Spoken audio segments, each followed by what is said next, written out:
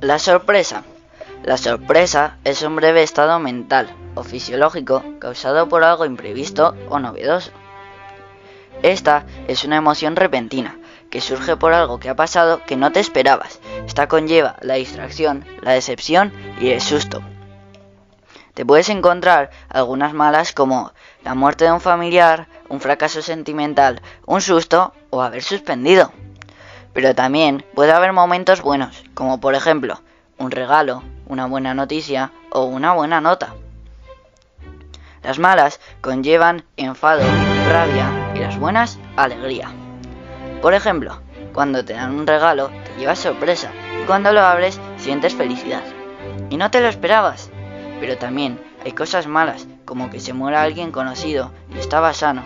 Entonces esa sorpresa conlleva la rabia, el enfado, la decepción o la distracción. Esta es una emoción que es característica por su reacción. Cuando es mala, tienes tensión muscular, más sangre hacia los músculos, lo que provoca tensión en los músculos locomotores para que te vayas. Y en una buena va más sangre hacia la cabeza para disfrutar de la alegría. Cuando es mala, deberíamos respirar y calmarnos. Y cuando es buena, deberíamos intentar prolongarla, dándole las gracias, por ejemplo, al que te ha dado el regalo. A nivel mental, te suele pillar distraído y no sueles entender lo que te pasa hasta que te calmas.